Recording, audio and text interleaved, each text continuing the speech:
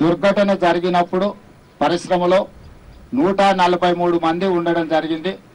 అందులో దాదాపుగా 58 మంది ఇప్పటికీ అధికారుల దృష్టికి అధికారులకు టచ్లోకి వచ్చింది. మిగతా వాళ్ళు కొంతమంది ఇంకా శిథిలాల కింద ఉన్నారా, లేకపోతే భయంతోనే ఎక్కడికైనా పోయి ఇంతవరకు ప్రభుత్వ అధికారులకు టచ్లోకి రాలేదా, ఈరోజు పర్యవేక్షిస్తున్నారు. ఏది ఏమైనా ఈ దురదృష్టకరమైన సంఘటనని ప్రభుత్వము చాలా తీవ్రంగా పరిగణిస్తుంది.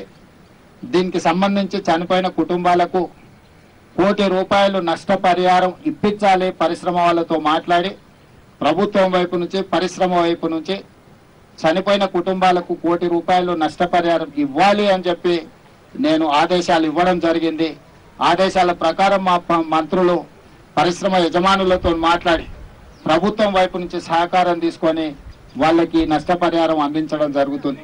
అదేవిధంగా తీవ్రంగా గాయాల పాలైన వాళ్ళకి పని చేసుకోలేని పరిస్థితులు, ఒకవేళ వాళ్ళు బ్రతికి బాగా ఇంటికి వచ్చినా పని చేసుకోలేని పరిస్థితిలో ఉంటే వాళ్లకు ₹10 లక్షల ఇవ్వాలి అని, అదేవిధంగా దెబ్బలు గాయాల పాలై కొంతకాలం పని చేయలేని పరిస్థితిలో ఉండి ఆ తర్వాత మళ్ళీ యథావిధిగా వాళ్ళు పనులకు వెళ్లే పరిస్థితి ఉంటే వాళ్లకు ₹5 లక్షల ఇవ్వాలని, అదేవిధంగా ఈ దుర్ఘటనలో ఏదైతే వైద్య సహాయం అందించాలనో 100% వాళ్ళకు సంబంధించిన వైద్య సహాయాన్ని పరిశ్రమలు అదేవిధంగా ప్రభుత్వం కలిసి పరిశ్రమ యజమానులు పెట్టుకోగలిగినంత పెట్టుకుంటారు.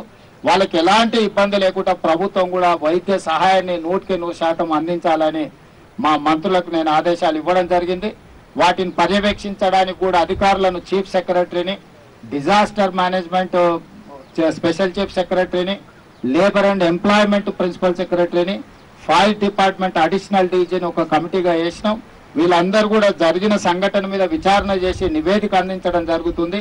దీనికి బాధ్యులైన అందరి మీద కూడా ప్రభుత్వం చర్యలు తీసుకుంటుంది.